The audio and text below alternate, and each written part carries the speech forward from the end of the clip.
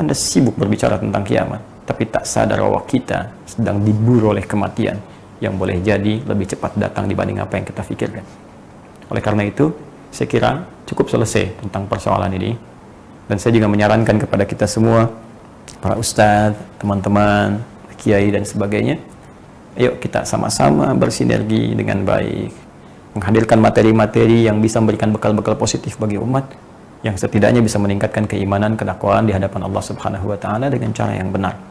Adapun hal-hal semacam ini kita coba jauhi, ya, supaya tidak menghadirkan informasi yang keliru, kepanikan-kepanikan. Kita ingin bahas tidak ada masalah, tapi kita simpulkan dengan cara yang sesuai, cara yang benar, dengan paparan-paparan yang senafas dengan nilai-nilai Al-Quran dan Sunnah Rasulullah SAW.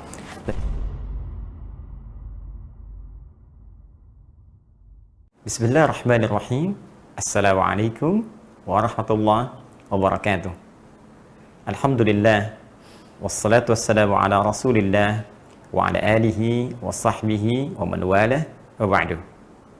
Saudara-saudariku dimanapun Anda berada, alhamdulillah berjumpa kembali dalam program Aku Suka di hari ke-14 di bulan Ramadan tahun 1441 Hijrah. Tentunya kita selalu bermohon kepada Allah Subhanahu wa Ta'ala, semoga seluruh ibadah yang telah kita tunaikan di siam Ramadan tahun ini, dari hari pertama sampai dengan saat ini setidaknya, diterima oleh Allah Subhanahu wa Ta'ala. Semoga dosa kita diampuni oleh Allah Subhanahu wa Ta'ala. Semoga seluruh salat kita dikhusyukkan oleh Allah Subhanahu wa Ta'ala, diterima amalannya, dan juga qiraah, tilawah, serta hafalan Quran kita, juga amal-amal yang lainnya. Namun demikian, di edisi yang ke-14 ini, ada satu tema spesial yang akan kita kaji terkait dengan isu yang luas berkembang sampai juga kepada kami dan menghadirkan banyak pertanyaan, diskusi, serta mencoba untuk menghadirkan solusi dalam turunan penjelasan Al-Quran dan Sunnah Rasulullah SAW, khususnya terkait dengan penanggalan 15 Ramadan esok hari yang jatuh pada hari Jumat. Isu yang berkembang telah coba saya tuangkan dalam tulisan kajian spesial edisi Aku Suka saat ini, yaitu tentang isu dukhan dan benturan asteroid yang banyak berkembang di masyarakat, diwacanakan terjadi hari Jumat 15 Ramadan, pertengahan Ramadan 1441 Hijrah, atau bertepatan dengan 8 Mei tahun 2020 Masehi. Seperti apa sesungguhnya paparan dalam Al-Quran dan Sunnah Nabi SAW menjawab terkait isu dimaksud? Ini yang coba kita akan jelaskan dalam kajian kita spesial di hari ini. Sebelum kita masuk pada kajian dan isu dimaksud tentang benturan asteroid dan juga dukhan, kita ingin turunkan dulu satu kaidah dasar terkait dengan landasan pengetahuan dalam Al-Quran dan hadis-hadis Nabi SAW. Patut dicatat dan tolong garis bawahi, sumber pedoman kita, baik dalam beragama, dalam turunan semua konteksnya, apakah ibadah atau muamalahkah, atau semua disiplin kehidupan bahkan yang kita lalui di muka bumi ini, itu selalu didasarkan dalam nilai-nilai pengetahuan yang sangat ketat. Bahkan dalam konteks ini, Al-Quran memberikan satu uraian yang sangat terperinci dan tegas sifatnya. Ya, kita beri contoh misalnya, dan saya tegaskan sebelum masuk ke sini bahwa Anda hanya akan temukan aturan ini dalam Al-Quran. Anda hanya akan temukan detil ini dalam hadis. Dan saya bisa katakan, Islam agama yang ketat dalam menilai sesuatu berbasis pengetahuan. Karena itu, orang Islam, jika kita mengaku Muslim, kita harus mengikuti tuntunan Islam. Sumber keislaman kita dalam Al-Quran dan hadis. Sekarang bagaimana Al-Quran memberikan paparan dasar ilmiah, yang memberikan kaidah pengetahuan yang sangat selektif. Kita lihat pertama Quran surah ke-17 Al-Isra ayat 36. Allah menyampaikan, "Wala taqfu ma laysa laka bihi ilm. Inna as-sam'a wal basara wal fu'ada kullu ulaika kana anhu mas'ula." Baik, kata Allah, "Wala taqfu ma laysa laka bihi ilm." Jangan sekali-kali, la-nya sifatnya larangan, hati-hati, ya. Hati-hati. Jangan sekali-kali engkau mengikuti sesuatu. Baik, apakah sifatnya ajakan, atau mengikuti sebuah berita, atau mengikuti satu informasi, ya, atau mengikuti satu himbauan, ma laisa laka bihi ilm, yang kau tak punya dasar pengetahuannya, belum ada ilmunya, belum jelas kebenarannya, belum jelas informasinya. Ya, orang yang latah mengikuti sesuatu dengan turunan tadi yang telah saya sebutkan, baik himbauan, informasi, ajakankah, perintahkah, nggak punya dasar ilmunya, inna sam'a wal basara wal fuad, sungguh sumber pengetahuan yang Allah berikan kepadanya saat ia hidup di dunia itu baik pendengaran. Hati-hati, ini sumber pengetahuan pertama, karena itu bayi bahkan yang baru dilahirkan sumber pengetahuannya pada pendengaran. Mata belum berfungsi maksimal, pendengaran menangkap informasi. Wal basara, dan penglihatan. Ya, kemudian wal fuad, dan akal, ya, untuk menangkap informasinya itu. Kullu ulaika kana anhu mas'ula. Satu saat akan dihisab, ditanya oleh Allah Subhanahu wa taala, kemana akalmu?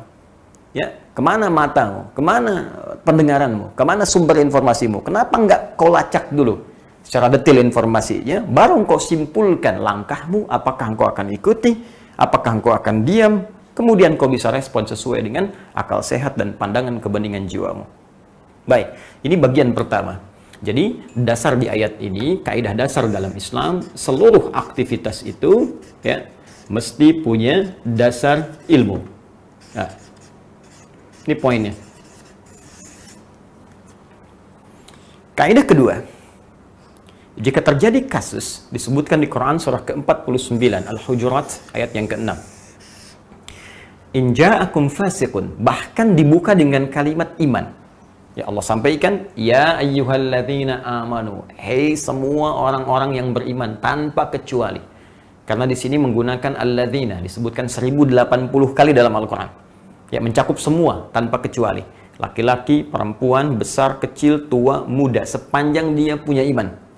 Bahkan panggilan nidanya ya disusulkan dengan ayyuha, 150 kali disebutkan dalam Al-Qur'an. Ayyunya menjadi munada, haknya tanbih, menguatkan, mengingatkan. Seakan Allah ingin mengatakan, hei semua pemilik iman, aku tekankan, aku ingatkan. Hati-hati, iman kita dipertaruhkan di sini. Ya, saya ingin berikan dasar kaidah dulu dalam Al-Quran. Jika ada informasi dibuka dengan kalimat panggilan iman, maka informasi yang disebutkan, baik berupa perintah, larangan, atau sekedar informasi yang sifatnya normatif, pemberitahuan berita, maaf sekali lagi, iman kita dipertaruhkan di sini. Ya, contoh, kalimat iman pertama dalam Al-Quran Al-Baqarah ayat 3. Alladzina yu'minuna bil ghaib, iman, wa yuqimunas shalah, beritanya tentang salat. Artinya apa? Ketika Allah menyampaikan perintah menunaikan salat, diawali dengan kalimat iman, maka penunaian salat ini menjadi indikator tingkat keimanan kita. Ukuran keimanan kita, dipertaruhkan imannya. Orang yang semangat sholatnya, jangankan fardu, sunnah dikejar, maka ini menunjukkan kuat imannya. Orang yang hanya mencukupkan fardu saja, sunnah nggak pernah diikuti, ini menunjukkan standar imannya. Orang yang abai walaupun hanya dengan yang fardu saja, ini menunjukkan imannya bermasalah. Nah, sekarang ayat ke-6 di surah 49 terkait dengan dasar ilmu dibuka dengan kalimat iman, maka berlaku hukum yang sama yang tadi saya sebutkan. Iman kita di sini dipertaruhkan. Ya ayyuhalladzina amanu, hai semua orang yang beriman. Hati-hati. Ya, in ja'akum fasiqum binaba'in fatabayyanu. Jika satu masa datang berita kepadamu, bukan sekedar berita, naba, berita yang menggoncang. Ya, berita yang membuat kita penasaran. Berita yang bisa bikin kita khawatir. Berita yang bisa bikin kita kefikiran, itu naba namanya. Ya, ada surah An-Naba, ya, karena mengandung berita yang sangat besar di dalamnya dari Allah Subhanahu wa taala. Orang yang membawa berita besar, ya, itu disebut nabi kalau bersumber beritanya dari Allah Subhanahu wa taala untuk pribadinya. Jika disampaikan pada umat disebut dengan rasul. Kata Allah, jika ada orang bawa berita membuat kita kefikiran, ya, bahkan membuat kita khawatir, membuat sebagian orang heboh, tapi berita itu nggak jelas, ya. In ja'akum fasiqun binaba'in fatabayyanu. Kamu jangan langsung respon dulu, jangan simpulkan dulu, cek dulu kebenarannya. Maka di sini Islam mengenal tradisi validitas, tradisi check and recheck, ya, dicek, divalidasi dulu. Ya, dan ini yang diturunkan oleh para ulama kita. Ya, bahkan dari situ nanti muncul turunan ilmu hadis. Itu yang paling ketat. Allahu Akbar. Kalau Anda perhatikan, dari semua disiplin ilmu, turunan yang paling ketat, maka sumber keislaman sangat luar biasa. Silahkan cek. Keterangan Nabi saya dilacak tuh. Ya, mungkin kata-katanya terlihat indah, benar. Belum tentu hadisnya benar. Lihat orang-orangnya, tersambung nggak ke Nabi. Maka muncul ilmu sanad di sini. Ya, setelah sanadnya diketahui, coba lihat orang-orangnya. Apakah orangnya orang benar, orang bermasalah, orang suka bikin cerita. Maka hadis pun bisa punya kualifikasi. Ada hadis sahih, ya. Kemudian ada hadis dhaif. Dhaifnya dibagi lagi, naik lagi ke atas, naik lagi ke atas. Nanti pertengahannya ada hasan, ada sahih dari ghairihi kalau menyatu sesama hasan. Tingkatannya muncul. Untuk apa? Untuk mengimplementasikan turunan dari perintah Al-Quran. Cek. Sehingga semua informasi yang sampai dari sudut pandang agama itu, validitasnya bisa dipertanggungjawabkan. Ya, Al-Quran jelas sumbernya. Hadis jelas sumbernya. Untuk menerjemahkan itu semua dalam kehidupan, dalam konteks aktivitas kita, maka terjemahkan dan praktekkan apa yang Al-Quran perintahkan. Cek. Kemudian bagaimana cara mengeceknya? Ya, diturunkan kemudian oleh Allah firman-Nya surah ke-16. Ya, surah An-Nahl. Ya. An-Nahl ayat yang ke-43. Ya, paling kiri sebelah atas di mushaf, halaman 272. Ya. Baris 1 sampai dengan baris ke-2. Langsung saja ke intinya, kata Allah, fas'alu ahladzikri in kuntum la ta'lamun. Ya, jika Anda punya persoalan, jika Anda punya permasalahan, jika Anda ingin mencari informasi, fas'alu menggunakan fa harfu atfin. Ya, rabitin baina syai'aini bila hudud. Huruf penyambung di antara dua peristiwa, cepat tanpa jeda. Cepat, kata Allah. Kalau bisa jangan ada jeda, cepat, jangan respon dulu. Ya, cepat, jangan ambil tindakan dulu. Cepat apa? Cepat tanyakan ahla dzikri pada orang yang ingat. Zikrun itu, ya, nanti maknanya luas. Bisa berarti semua aktivitas yang mengingatkan kita kepada Allah. Turunannya banyak. Ya, ada zikir dalam bentuk lafzi, subhanallah, alhamdulillah, Allahu akbar yang kita bacakan ba'da shalah. Itu dalilnya Quran surah ke-4 An-Nisa ayat 103. Ada doa disebut zikir, Quran surah ke-7 ayat 205. Ya, salat disebut zikir, Quran surah ke-20 ayat ke-14. Ya, ada lagi teman-teman sekalian, Quran. Baca Quran disebut zikir, Quran surah ke-15 ayat 9. Menghafal Al-Quran disebut zikir, Quran surah ke-54 ayat 17, 22, 32, 40. Tapi jangan lupa, pengetahuan pun disebut dengan zikir. Bukankah di Quran surah ketiga Ali Imran ayat 190 sampai 191, orang yang mengamati bintang ke bintang, astronom, orang yang mengamati segala yang ada di bumi, geolog dan turunannya. Ya, inna fi khalqis samawati wal ardi wa ikhtilafil laili wan nahari la ayatin li ulil albab. Ulul albab itu ahli ilmu yang mengamati segala kejadian di langit, yang mengamati kejadian di bumi, pertukaran siang dan malam, pengetahuan. Ya, siapa mereka? Alladzina yadhkurunallaha qiyaman wa qu'udan wa 'ala junubihim. Orang-orang yang zikir. Jadi zikir pun diartikan dengan ilmu. Ya. Jadi kalau kita kemudian, kata Al-Qur'an, mendapat sebuah informasi yang meragukan, ada sebuah isu, ada keterangan apapun yang mengkhawatirkan atau ingin kita respon dan belum tahu informasinya, maka cari orang yang tahu ilmunya. Secara ringkas, pakarnya. Nih, kembalikan ke pakarnya, tanyakan. Ini dia. Makanya digunakan kalimat ahlun. Ahlun itu menunjuk pakar. Ya. Misal saya katakan misalnya ahlul hadis, pakar di bidang hadis. Ya. Ahlul fiqih, pakar di bidang fiqih. Orangnya disebut dengan faqih. Ahlul tafsir, pakar di bidang tafsir. Orangnya disebut dengan mufassir. Itu ahlun namanya. Kata Allah dalam Al-Quran, in kuntum la ta'lamun. Jika engkau memang belum tahu, nggak ngerti, jangan simpulkan sendiri, jangan ambil respon. Ya, kembalikan kepada pakarnya. Sekarang persoalan kita di sini ada dua persoalan. Ya, satu, nah, kita ingin terapkan ini. Ya. Persoalan pertama terkait dengan benturan asteroid. Apakah benar hari Jumat tanggal 15 Ramadan, esok hari, pas pertengahan Ramadan tahun 1441 Hijrah, akan ada asteroid yang menabrak bumi sehingga menghasilkan satu benturan yang dahsyat Yang dari situ persoalan kedua muncul, menyebabkan duhan, ya, yang menghadirkan rentetan peristiwa-peristiwa dan nestapa-nestapa yang mendalam. Dari dua unsur ini kita akan cek terkait dengan apakah benar informasi asteroid akan datang dan menabrak bumi esok hari. Maka untuk mengecek ini, kita kembalikan kepada kaidah Al-Quran, tanyakan kepada pakar di bidangnya, ilmu yang terkait dengan asteroid, ilmu yang terkait dengan benda-benda langit. Maka ini, mohon maaf sekali lagi, bukan objek kajian dari para ustadz, yang apalagi spesifik membahas hanya hukum-hukum turunan fikih ibadah saja, atau fikih muamalah saja, tapi kita mesti cross-check ini informasinya dengan menurunkan pada golongan orang-orang yang memang spesifik mempelajari bidang astronomi. Baik, kita harus lihat di bidang kajian nanti, astronomi, cabangnya nanti ada planetologi, atau ilmu yang terkait dengan planet, atau ilmu keplanetan.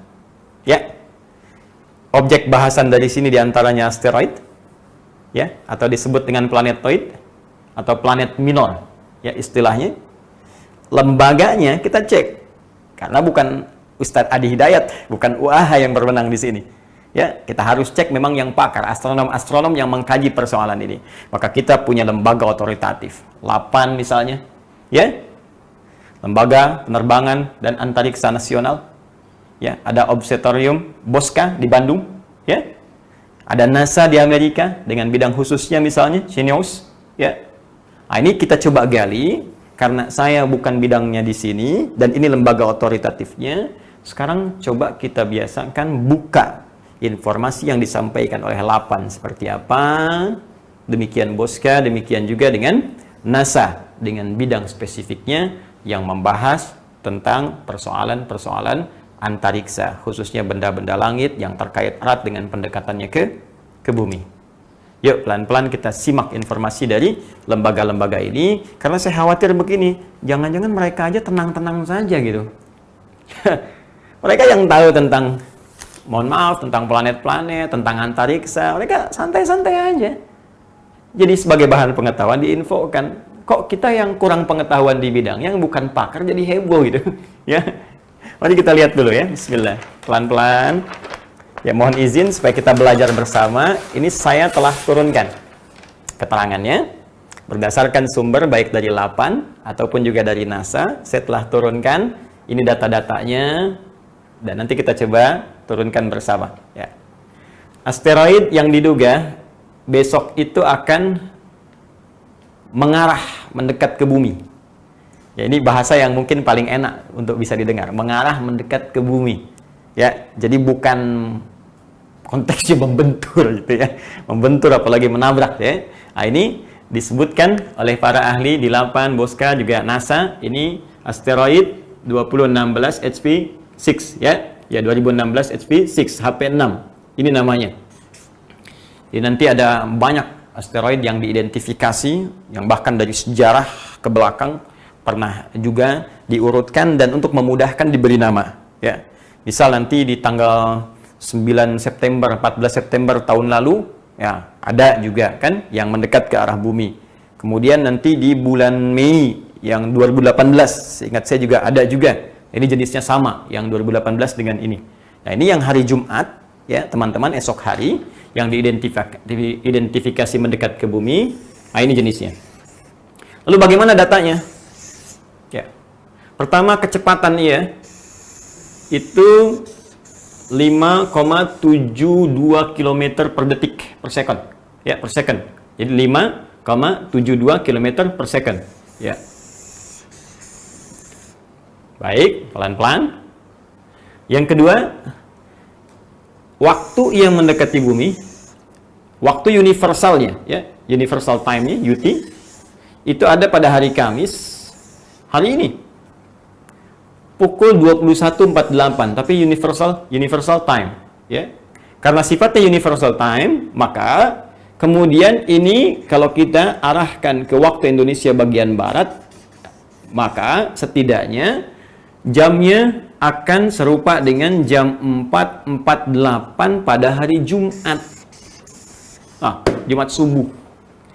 Ya, tanggal berapa? 8 Mei 2020. Bertepatan dengan 15 Ramadan. Baik. Jadi kalau kita katakan ada asteroid diidentifikasi asteroid 2016 HP6 dan kemudian punya kecepatan 5,72 km per second, ya, dia mendekati bumi pada hari Kamis pukul 21.48 Universal Time, waktu universal, atau hari Jumat, ya, subuh jam 4.48 waktu Indonesia bagian barat, bersamaan dengan 15 Ramadan. Wah, ini bagaimana nih? Nabrak nggak kira-kira? Ya.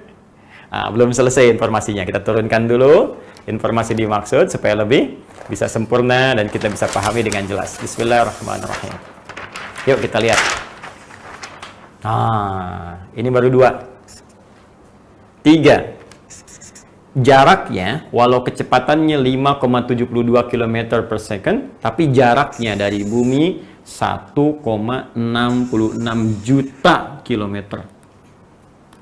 Bayang nggak? Silakan ukur. Paling gampang gini, ngukurnya 4,3 kali jarak bumi ke bulan. Jadi Anda bayangkan nggak? Bulan saja yang berotasi ke bumi tuh. Muter. Tandai nanti pasang surut, ya, gelombang yang ada di laut, pasang. Bisa kelihatan putar. Menentukan nanti dalam bulan Hijriah. Apakah 29 hari, 29,5 dibulatkan ke 30 atau ditarik ke 29. Itu kan berdasarkan nanti bulan. Ya, Hijriyah, Qamariyah namanya. Baik, Anda bisa bayangkan bulan saja yang berputar, nggak pernah kita khawatirkan nabrak bumi. Ini ada benda jaraknya 4,3 kali bulan. Ke bumi 4 kali lebih dari bulan. Ya, detilnya 1,66 juta kilometer. Dan Anda jadi heboh gitu. Ya, saya ambil tadi, mohon maaf, di logika sederhana saja. Bulan, ya, setiap hari, malam, alhamdulillah kita bisa amati dalam waktu-waktu yang terang khususnya, punya jarak dengan kita. Dia berotasi ke bumi, ya. Alhamdulillah nggak pernah nabrak bumi, dan kita nggak pernah khawatir. Ada benda sekarang 4 kali jaraknya lebih jauh dibandingkan jarak bulan ke bumi, 4 kali lebih jauh. Ya, dan Anda khawatir benda itu nabrak bumi, kenapa nggak Anda khawatirkan bulan? Yes. Baik, ini data yang disampaikan oleh NASA, dari LAPAN, dari Boska, dan sejenisnya. Baik, yang paling menarik begini. Ini asteroid, ya, 2016 HP6 ini, 2016 HP6, ini pernah juga mendekati bumi, teman-teman. Yang tadi saya sebutkan, 13 Mei ini, bulan Mei, 13 Mei 2018, tepat teman-teman 2 tahun yang lalu. Jadi sekarang sebetulnya fase dia yang kedua. Ya, mau masuk ke kita itu mendekati ke arah bumi, fase yang kedua. 2 tahun setelah periode 13 Mei. Ya, 2018, sekarang tepat 8 Mei 2020 mau mendekat. Cuma yang paling menarik, waktu 13 Mei itu jaraknya 831.000. 831.000 tepatnya 672 km. Saya mau tanya pada Anda, kenapa yang waktu Mei 800.000 sekian Anda tidak khawatir? Sekarang ketika jaraknya makin jauh, 1 juta sekian, kenapa pada heboh mau kiamat? Baik, disinilah pentingnya kita mengamalkan isi Al-Quran secara benar. Oke, ini poinnya. Dan yang paling menarik, data dari LAPAN mengatakan, ini sulit untuk diamati. Tidak dapat diamati. Ya, magnitudonya, besarnya, jaraknya, segala rupanya sulit diamati. Ini tahunya udah lewat saja. Ya, ini keterangan LAPAN, bukan keterangan Adi Hidayat. Ya, ini keterangan LAPAN, Boska, kemudian juga dari NASA. Bahkan, nah ini nih, tidak berbahaya. Ya, zero potential hazard. 0. Potensial bahayanya 0. Artinya apa?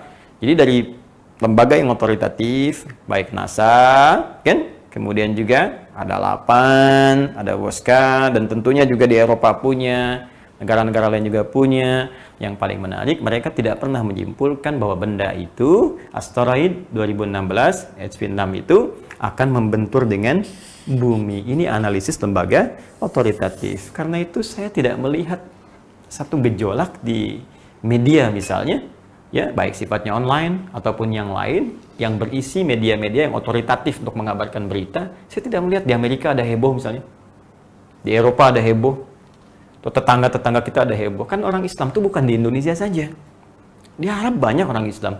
Saya sebelum membahas ini, saya coba klik dengan bahasa Arab, ya, ad-dukhan, ya, saya katakan ad-dukhan fi muntasaf Ramadan, ya, dukhan di pertengahan Ramadan, ya, tahun 2020 Masehinya 1441 Hijriahnya.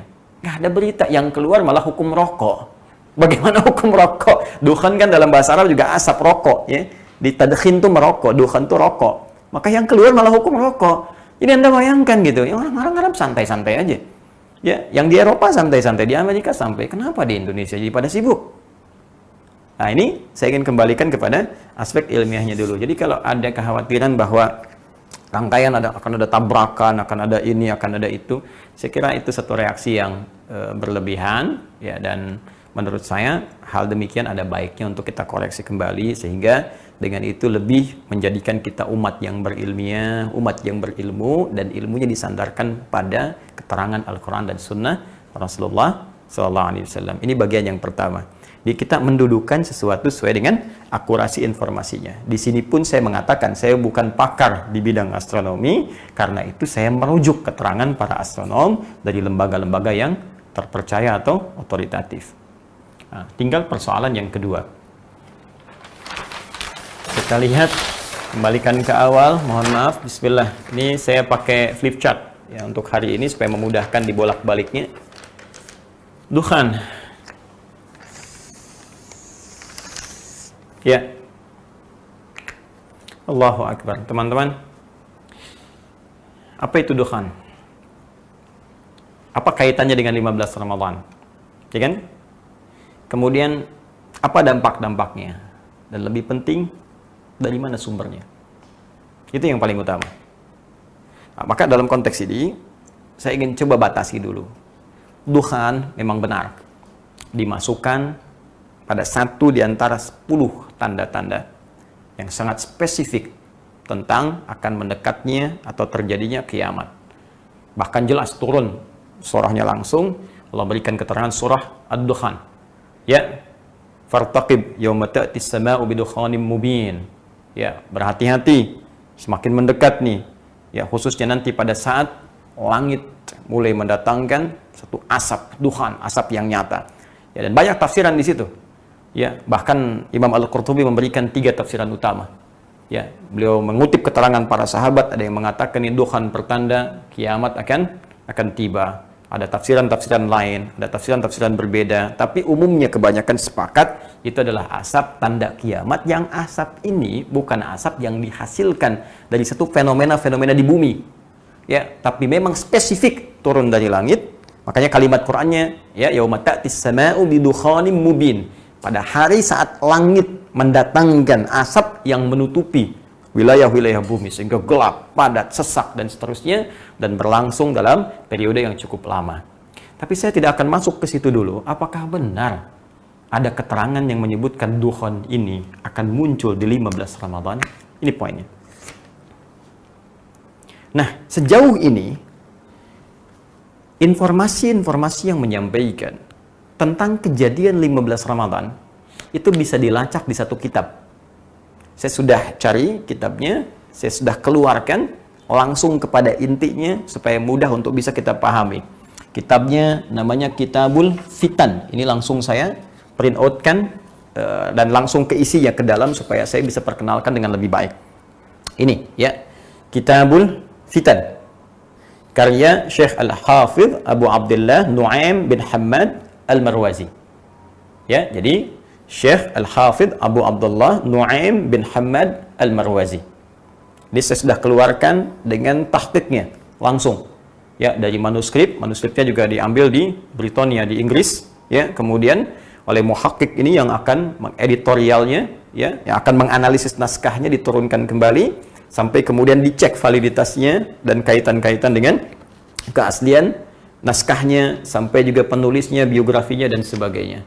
Secara singkat, pembahasan tentang tadi itu ada di halaman 228. Ini. Di nomor pembahasan 638 halaman 228. Ya. Di sini beliau menyampaikan informasi, kalau saya bacakan misalnya, baik. Haddatsana Abu Umar an Abil Hay'ah qala haddatsani Abdul Wahhab ibn Husain an Muhammad bin Thabit al-Bunani an abihi an al-Harith al-Hamdani an Ibnu Mas'ud radhiyallahu ta'ala anhu an Nabi sallallahu alaihi wasallam qala idza kanat sayhatun fi Ramadan fa innahu yakunu ma'mah fi Syawal, ya, kemudian wa tamayyaza al-qaba'il fi Dzil Qa'dah wa tusfiku ad-dima' fi Dzil Hijjah wal Muharram yaquluha thalathan hayhata hayhata yuqtalu an-nasu fiha harjan. Qala qulna wa ma sayhatu ya Rasulullah. Baik, secara singkat Nabi mengatakan jika nanti terjadi pekik suara yang kencang, ya, di bulan Ramadan yang menyebabkan banyak turunan-turunan peristiwa, ya, akan terjadi kerusuhan, akan terjadi banyak perpecahan, ya, di suku-suku, akan terjadi pembunuhan, akan terjadi macam-macam, kan? Maka bertanya para sahabat, pekik suara apa itu ya Rasulullah? Ya. Apa yang terjadi? Qala hadhihi fin nisfi min Ramadan lailata jumu'atin. Ini terjadinya suara ini di bulan Ramadan, di malam Jumat, pertengahan Ramadan. Fin nisfi Ramadan, pertengahan Ramadan, di malam Jumat. Baik, fatakunu huddatan, ya, tuqidun na'im, ya, wa tuqidul qa'im. Maka ini akan menyebabkan orang tidur bisa bangun, orang berdiri bisa duduk, saking kagetnya. Ya, secara singkat saya ambil keterangan, secara singkat ini panjang sekali sampai ujungnya, sampai solusinya kalau itu tiba bagaimana, ya. Secara singkat disampaikan tanggal 15 Ramadan atau pertengahan Ramadan, kemudian waktunya malam Jumat, akan terjadi pekik suara yang sangat kencang menyebabkan orang semua histeris, kaget, yang berdiri duduk, yang tidur bangun dan seterusnya, sampai dimintakan kalau fajarnya kemudian tiba langsung kunci pintunya, tutup celak-celaknya, berlindung di balik selimut, kemudian tutup telinga dan baca sebuah kalimat yang diajarkan Nabi sallallahu alaihi wasallam. Apa kalimatnya? Di sini subhanal quddus rabbunal quddus, ya. Jadi dua kali disebutkan subhanal quddus rabbunal quddus. Ini referensi yang digunakan, yang kemudian dikait-kaitkan dengan persoalan dukhan. Jadi ada yang membawa konteks dukhan ini ke dalam pekik suara, disambungkan dengan asteroid tadi. Jadi kalau kita ingin lihat runtutannya, jadi skemanya, ya, skema racikan pemikirannya, formulasinya begini. Diprediksi ada asteroid. Asteroid ini akan membentur bumi sehingga menimbulkan pekik suara yang sangat kencang. Dari sini muncul asap disebut dengan dukhan. Ya kan? Itu terjadi untuk bisa melegitimasi ini, dicarilah dalil. Mana dalilnya? Pertengahan Ramadan, pas bersamaan harinya Jumat lagi. Disebutkannya pertengahan Ramadan. Referensi dari mana? Dari sini. Di formulasi pemikiran inilah yang menjadikan isu berkembang. Orang tidak melacak lagi apa kualitas informasi yang disampaikan ini. Validasinya apa? Karena ini disebutkan riwayat, apalagi hadis, maka kepakarannya pun bukan astronom. Ya, jadi jangan kebalik. Jangan astronom bicara hadis, jangan orang-orang hadis yang nggak tahu astronomi bicara astronomi. Mesti ada sinergi di sini. Nah, ini penting saya sampaikan kalimat saya ini secara umum, secara global. Karena kita ini kadang-kadang begini, kalau bicara kesehatan, kita semua ikut ke dokter, dengar nasihat dokter. Ya, tentang ekonomi kita ikut masalah ekonom. Ya, apa pandangan ekonom begini, kita ikuti. Tapi kalau sudah bincang agama, kayaknya semua jadi pakar gitu. Ini ngasih fatwa, ini yang paling bahaya. Padahal urusan agama itu yang paling kompleks, lebih daripada eksak itu. Ya, ini kompleks sifatnya dan bukan hanya membahas persoalan fisik, tapi metafisik. Bahkan dimensinya bisa lepas daripada dimensi dunia, lebih jauh lagi. Karena itu kita kembalikan analisis ini kepada pakarnya di bidang hadis, yaitu ahli-ahli hadis yang bisa menilai riwayat ini. Yuk kita lihat komentar para ahli hadis. Sebetulnya kalau teman-teman punya kitab ini, itu sebelum masuk ke mukaddimah, begitu dibuka, ini yang tampil pertama di depan, ya, makanya saya coba printkan supaya bisa ketahuan, ya, ini kopinya. Kemudian setelah itu nanti ada tampilan jilid yang pertama, Al-Mujallad Al-Awwal. Ini saya buka. Nah, ini Kitabul Fitan Al-Mujallad Al-Awwal. Ya. Setelah itu, sebelum masuk ke mukaddimah, muncul komentar dulu para ahli hadis, dimunculkan di sini oleh pentahqiqnya mengenai kualitas hadis-hadis yang ditampilkan di buku ini keseluruhan. Bagaimana kualitasnya? Sehingga ini menjadi pesan yang kuat untuk kita. Bagaimana menilai ya keterangan informasi yang sampai di buku ini supaya kita tahu, jangan salah baca nantinya. Anda baca hadis-hadis palsu, al-mawdu'at misalnya kan, lalu disimpulkan hadis Nabi ini, padahal buku itu dituliskan untuk memberi info kepada kita, ini hati-hati, ini ada hadis palsu. Ya, jelas sampai di sini. Jadi bukan berarti hadis palsunya harus dimunculkan, tapi untuk diketahui ini hadis palsu. Karena itu, dalam konteks kitab ini pun qalu fil muallif wal muallaf. Komentar ya tentang para pakar khususnya ahli hadis fil muallif mengenai pengarang buku ini ya tadi Syekh Abu Abdullah Nu'aim bin Muhammad Al-Marwazi, kemudian wal muallaf dan kitab ininya. Apa komentar mereka? Saya bacakan. 1. Al-Imam An-Nasa'i, jelas beliau ahli hadis. Apa komentar beliau? Ya, beliau penulis Sunan An-Nasa'i ya. Qad kathura tafarruduhu 'anil a'immah al-ma'rufin bi ahaditsa katsiratin fasara fi haddi man la yuhtajju bihi. Beliau ini ya Abu Abdullah Nu'aim bin Muhammad ini Al-Marwazi, kata Imam An-Nasa'i, qad kathura tafarruduhu 'anil a'immah al-ma'rufin. Ini sering banyak beda dengan para imam-imam ahli hadis yang populer, yang otoritatif. Ini seling menyelisihi. Ya, seling menyelisih riwayat, dan kaidah dalam ilmu hadis jelas mengatakan kalau ada satu riwayat menyelisih yang lain yang lebih thiqah, lebih populer, lebih kredibel, lebih diketahui, apalagi tidak jelas misalnya, maka yang ini yang menyelisihi ditinggalkan. Ya, karena itu bi ahaditsa katsiratin, banyak riwayat-riwayat hadis-hadis yang diriwayatkan oleh beliau ini menyelisihi imam-imam yang lain yang lebih otoritatif, fasara fi haddi man la yuhtajju bihi, maka jadilah beliau ini ya dalam konteks hadis-hadisnya tidak bisa dijadikan hujjah. Nah, Imam An-Nasai imam, dia cuma ustad. Wah, Ustad Adi Hidayat ini imam, jelas ya, ikut ustad, ikut imam, ya jelas saya pun ikut ini, apalagi Anda yang bukan ustad, imam juga bukan gitu ya. Baik, kata beliau, hadis-hadis yang masuk di sini itu tidak bisa dijadikan dalil. Secara gampangnya ditolak. Secara gampangnya abaikan aja. Ya, secara singkatnya nggak usah panik, tinggalin aja. Ya, baik. Lanjut. Imam Maslamah Ibnu Qasim, ya, masya Allah beliau juga pakar di bidang hadis. Walahu ahaditsu munkarah. Ya, walahu ahaditsu munkaratun fil malahim infarada biha. Disampaikan lagi, ini menguatkan pendapat Al-Imam An-Nasa'i. Ya, kata beliau siapa? Abu Nu'aim ini, ya, Abu Nu'aim ini, ya Allah yahfadz, Allah yarhamhu, ya memiliki banyak hadis-hadis munkarah yang ditolak.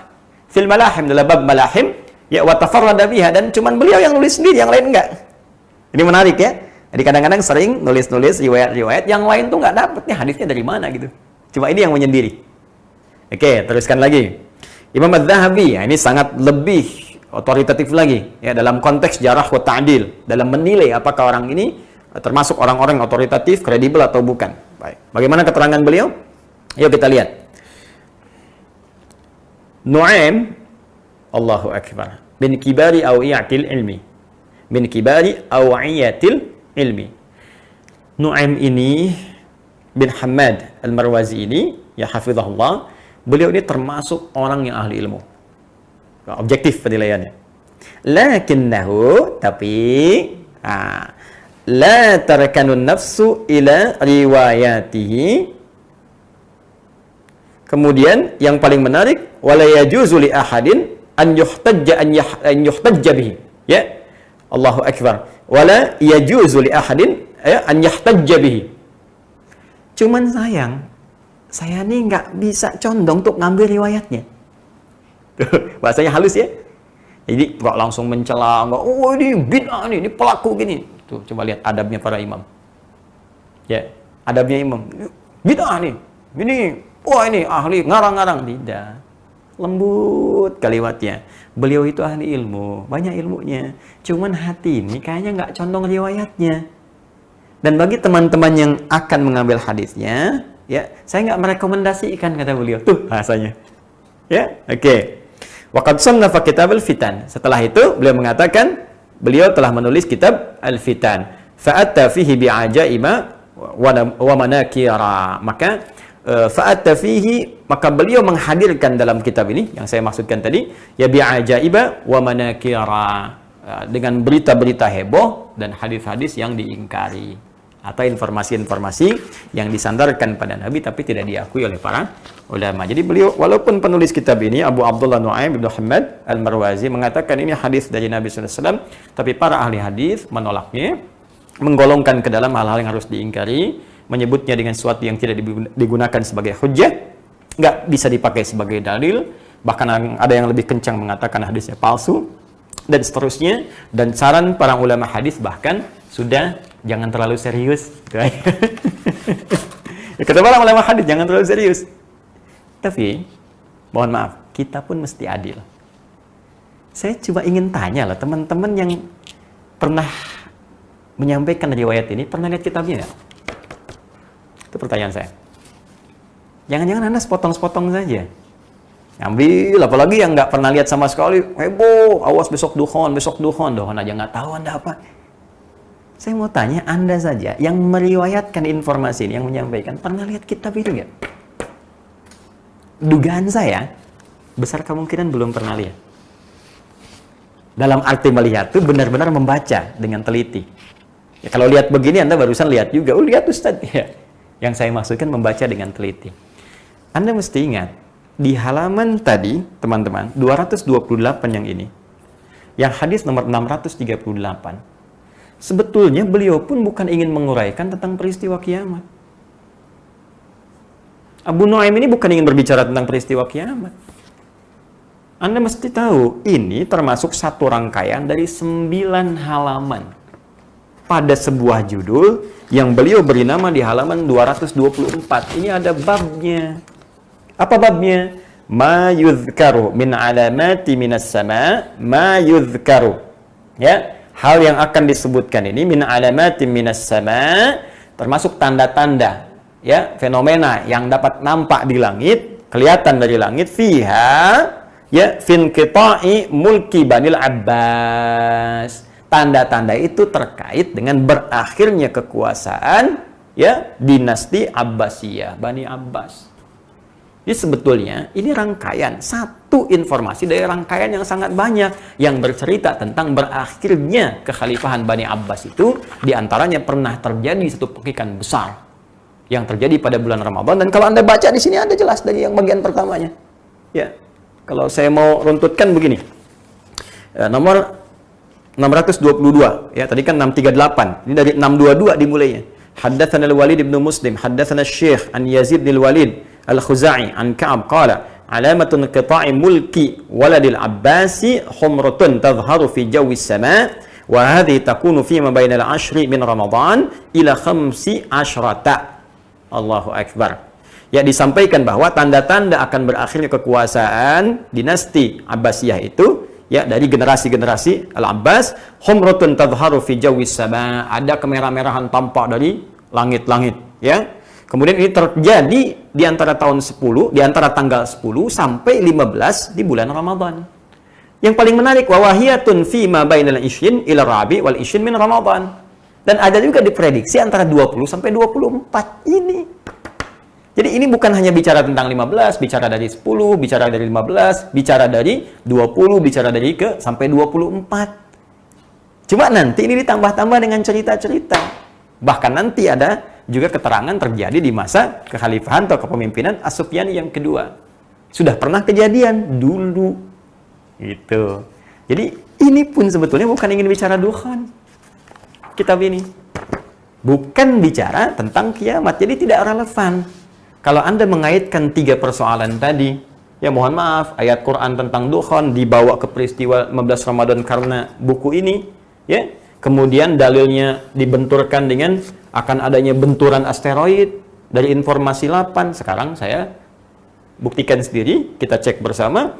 Buku yang dijadikan sandaran bukan bercerita tentang itu. Kalau ingin diambil hadisnya, kata para ahli hadis tidak valid. Jadi sudah banyak nih persoalannya. Ya, Syekh Abu Nu'aim bukan berbicara tentang Duhan. 15 Ramadannya persoalan tentang berakhirnya kekhalifahan ya Abbasiyah. Kemudian juga yang kedua, riwayat hadis yang diambil di sini tidak valid. Para ulama mengatakan jangan terlalu serius, gak usah diambil. Kemudian informasi dari Lapan, dari NASA, dari Boska mengatakan nggak ada benturan itu, dalam arti benda yang disebutkan itu Astoria 2016 HP 6 itu sangat jauh jaraknya. Nah, jadi sekarang apa yang menyebabkan kita panik? Jangan-jangan bukan persoalan kiamatnya. Jangan-jangan persoalan amal kita. Ini masalah. Kalau orang-orang yang panik dengan satu kejadian besar, ini menandakan ada persoalan iman dalam jiwanya. So, kalau orang merasa amalnya baik, sholatnya baik, cukup dia beramal, dia nggak akan khawatir. Kita sibuk dengan kapan kiamat, takut begini, takut begitu. Allah sudah menjawab kok. Jelas disampaikan di Quran surah 33 Al-Ahzab itu, ayat 63. Ya, yas'alunaka 'anis sa'ah. Qul innama 'ilmuha 'indallah. Ya, wa ma yudrika la'alla as-sa'ata takunu qariba. Dari dulu, teman-teman, bukan sekarang aja, dari dulu Allah menyampaikan pada Nabi Muhammad SAW. Mereka banyak bertanya kepadamu tentang kiamat. Kapan kiamat? Kapan gini? Kapan begitu? Apa jawaban Allah? Katakan aja dengan singkat pada mereka. Nggak usah pikir banyak tentang kiamat. Pengetahuan tentang itu hanya Allah yang tahu. Bahkan tegas disampaikan dalam Quran surah ke-34. Maaf, Quran surah 31. Dalam Quran surah 31 Luqman, ayat 34. Yang 34 ayatnya. Ayat terakhir di surat Luqman. Perhatikan. Innallaha indahu ilmus sa'ah. Hanya milik Allah pengetahuan tentang kapan terjadinya kiamat. Bahkan kalimatnya jelas disebutkan waktu. Ya, di Quran itu banyak. Kiamah, yaumul kiamah. Yaitu ada bahkan surahnya, surah ke-75. Ya, la uqsimu biyaumil qiyamah, yaumuddin, yaumul akhir, tapi menunjuk pada waktu spesifik saat. Kalau sekarang saat itu jam. Ada menitnya, ada detiknya. Kata Allah sampai menitnya, detiknya, cuman saya yang tahu, kata Allah. Ya, kita hanya diberikan berupa tanda-tanda dari yang kecil sampai dengan yang besar supaya waspada. Dan kiamat yang paling kecil itu adalah kematian kita. Wafat kita itu kiamat sughra. Sekarang kita sibuk bicara tentang yang besar-besar. Apa kita nggak sadar kita akan wafat? Apa belum cukup setiap Allah menandakan tanda-tanda di bulan baik? Demi Allah saya katakan. Demi Allah sekali lagi saya katakan, setiap tiba bulan baik, entah dari Rajab kah, Sya'ban kah, terutama Ramadan, selalu ada saja orang baik yang wafat sesuai dengan ajalnya. Kalau wafat itu sudah ajal. Tapi yang paling menarik, kenapa Allah tampakkan di waktu-waktu yang baik? Ya, kemarin kita saksikan Guru Zuhdi. Ya, Insya Allah, Ramadan. Sebelumnya ada yang di Sya'ban, sebelumnya ada yang di Rajab. Ya, sederhana. Mungkin kita berprasangka bahwa mereka amal sudah cukup, dosanya semakin menipis, ya, bahkan mungkin Allah menghapuskannya, dan hisabnya ringan di hadapan Allah Subhanahu Wa Taala. Kita siapa?